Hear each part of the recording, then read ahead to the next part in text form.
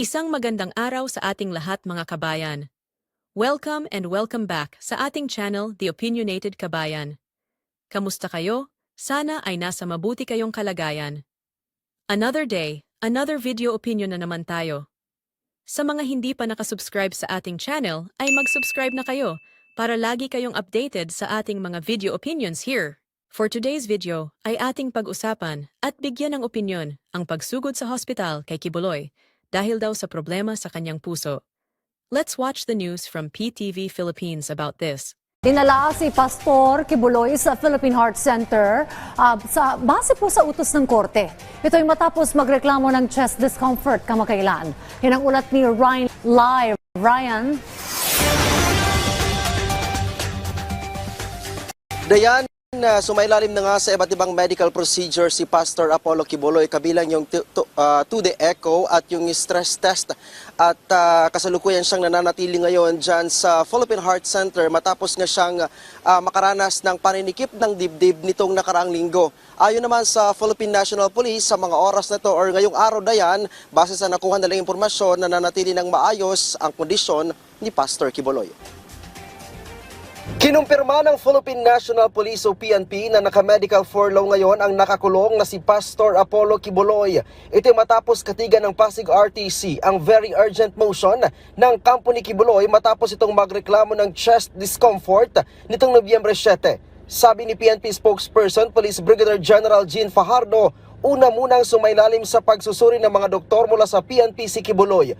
Paliwanag ni Fajardo, walang kagamitan ng PNP General Hospital para sa ilang pagsusuring gagawin kay Kibuloy, kaya't sa Philippine Heart Center ito dinala base sa utos ng korte. Lumabas po doon sa medical examination na kinondak po ng health service ay meron po siyang irregular heartbeat that may be considered as life-threatening. So, ang kanilang recommendation po ay ma-check po siya further to check kung ito bang kanyang kino-complaint na pagsisikip po ng dibdib ay maaari pong could lead to a more serious case. Pasado alas 7 nitong Nobyembre 8 nang isugod sa Philippine Heart Center si Kibuloy. Hindi pa masabi ng PNP kung ano ang dahilan ng irregular heartbeat ni Kibuloy, lalo pat araw-araw naman daw itong nag-a-avail ng kanyang sunning time mula alas 8 hanggang alas 9 ng umaga. Just to make sure po na hindi po malalagay sa alanganin po yung kanyang buhay po at yung kanyang medical condition po ay minarapat po. So nag-undergo po siya doon ng further tests like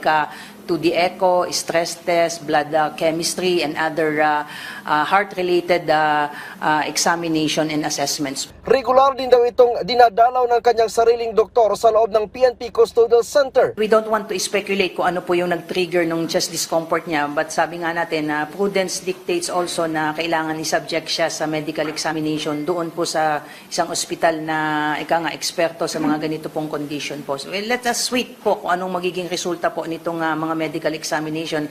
Like I said, the doctors have to take into consideration yung previous medical procedures done to him. Nananatili lang daw si Kibuloy sa isang regular na kwarto at bantay sarado ng mga pulis. Hindi din daw maring makapamili ng doktor si Kibuloy na maring magsuri sa kanya. Si Kibuloy ay sinasabing una nang sumailalim sa medical procedure sa puso noong 2009 at 2020. Dayan, batay dun sa unang motion na inaprubahan ng Pasig Regional Trial Court, hanggang ngayong araw lang sana mananatili dyan sa Philippine Heart Center si Pastor Apollo Kibuloy matapos nga sumailalim sa iba't ibang medical procedure. Pero kaninang umaga, pasado alas 11 ng umaga, nang makatanggap daw yung Philippine National Police ng kautusan mula sa korte na pinapahilintulutan si Pastor Kibuloy na magkaroon ng extension dyan sa Philippine Heart Center para ipagpatuloy pa yung iba't ibang mga medical procedure na gagawin sa kanya para matiyak at malaman kung ano talaga yung karamdaman ni Pastor Kibuloy. Kung kaya't sa November 16, alas 5 ng hapon pa, ibabalik dito sa Campo Crame si Pastor Kibuloy. Okay, so yan ang latest news ngayon kay Kibuloy. Actually, this news was broadcasted yesterday, November 12. First of all, mga kabayan, bakit naman kaya kahapon lang ito binalita kung nung November 7 pa, dinala sa hospital si Kibuloy? Almost isang linggo na pala siyang nasa labas ng kulungan at nasa hospital, pero bakit ngayon lang ito binalita? At saka extended pala yung pagstay niya sa hospital. until Nobyembre 16. So in total ay 10 araw nasa hospital si Quiboloy. At ang health issue niya ay tungkol sa puso niya kasi naging irregular ang heartbeat nito. O di ba hindi talaga siya glorified body mga kabayan at lalong hindi siya son of God? Guni-guni niya lang ang mga claims na yan. To have a glorified body means you will be incapable of dying, suffering, or sickness of any kind. Sa madaling sabi, ang glorified body ay hindi na nagkakasakit.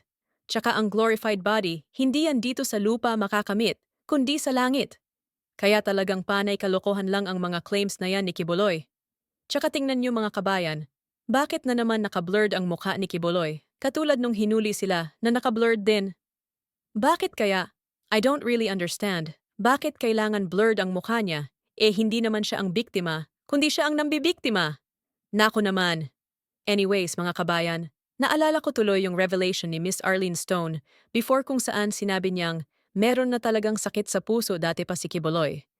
And what happened to Quiboloy now really just proves na totoo nga talaga ang mga sinasabi ni Miss Arlene Stone. Pero si Pacquiao, pag tititingnan mo siya, parang hindi siya takot mamatay no, pero nung na-heart attack yan, ay nako, nagpadala sa Davao Duc, tinawagan niya yung kaibigan niya, yung best friend niya, wag daw yung mga involved ng kanyang ng paggamot sa kanya, wag ipalabas sa media. Kaya hindi lumabas yun. Pero may yan, may heart valve yan sa Pacquiao. Ganun yun. Tingnan nyo. O kayo, niwala naman kayo no na hindi yan mamamatay, na mabuhay yan forever, na mag-glorified body. Yan, tingnan nyo nga yung mukha kung glorified. See? Kaya ako talaga ay naniniwala ng lubos sa lahat ng mga revelations ni Miss Arlene Stone kasi merong proof and evidences at ngayon ay konti-konti nang naa-unfold before our very eyes ang mga evidences na yan. Kaya sa mga patuloy pa ding naniniwala kay Quiboloy, gumising na kayo! Tsaka sinabi din ni Miss Arlene Stone na ayaw daw ipalabas ni Quiboloy sa media yung pagpapa-ospital niya dati. Kasi nga naman, that would put a big question mark sa kanyang mga claims na glorified body siya at son of God siya. Pero ngayon hindi niya na mapipigilan ang media na magbalita ng ganyan. Late nga lang yung balita, pero at least binalita pa din. Pati nga sa SMNI News ay nag-check din ako kung binalita din ba nila ang pagpapa-ospital ni Quiboloy. Binalita din nila na na-ospital nga si Quiboloy, pero with a twist mga kabayan at maiinis kayo dito. May update daw tayo kay, nga. kay Pastor.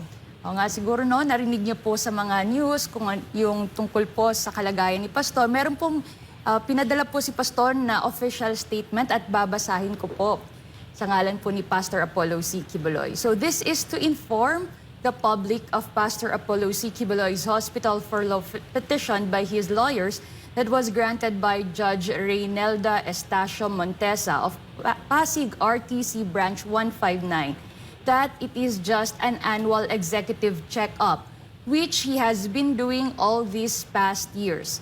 The finding of the PNP doctors of irregular heartbeat is nothing to be concerned about, as it is not life-threatening. It is an active athlete heartbeat, as PACQ is quite very active, especially in sports like basketball and golf, before he was unexpectedly detained. His sudden transition to a non-active, semi-sedentary lifestyle has something to do with this irregular heartbeat that the doctors have finally diagnosed and has been medically addressed. He is praying and hoping that he can be back on his active lifestyle again soonest possible time. Upon completion of his full executive check-up, PACQ will be out of hospital and be back to Camp Crame on November 16, 2024. Thank you for all your prayers and concern. And this message again is from Pastor to all my supporters and KOJC members. Thank you for all of your prayers. May the Father Almighty bless you all. Ayan, malinaw yan. Kasi parang nanibago kasi si Pastor kasi napaka-active niyan, di ba? Talagang pag nag-basketball pa nga yan, talagang buong lahat ng quarter, talagang present ang butihing Pastor. And after kasi nitong kanyang pagsuko, kumbaga nalimitahan, bumaba yung mga activities niya, kaya siguro nanibago din. So yun po yung pinaka-update no, kay Pastor Apollo C. Quiboloy. Wala pong dapat na may pag-alala lalo na sa mga members, supporters, sympathizers po no ng ating buting pastor at ng Kingdom of Jesus Christ. Sinong hindi maiinis diyan mga kabayan? Nagyayabang pa si Quiboloy sa kanyang mga supporters through SMNI News na annual executive check-up pala ang pagpapa-ospital niya. Ano yan? Feeling VIP. Tapos kaya daw naging irregular ang heartbeat niya ay dahil hindi na active ang lifestyle niya? Ang sabihin niya, wala na kasi siyang night duty, kaya nagkaganyan. Grabe talaga ang mga kasinungalingan ni Quiboloy mga kabayan. Pero sige na lang, okay na din yan na matingnan ang puso niya para masigurado na okay siya kasi he needs to be okay and he needs many years in jail para pagbayaran lahat ng mga krimeng ginawa niya. Basta tiwala ako sa ating PNP at DOJ na ginagawa nila ng tama ang kanilang mga trabaho at wala silang VIP treatment na binibigay kay Quiboloy. In fact, bantay sarado ng mga pulis si Quiboloy hanggang ospital. Naniniwala akong nasa panig pa rin ng justice ang PNP at ang DOJ at hindi sila nababayaran ng sinuman. Anong masasabi niyo sa video opinion natin today mga kabayan? Nainis din ba kayo? Please comment down your opinions mga kabayan. Thank you for watching and for supporting our channel. I will see you on our next video.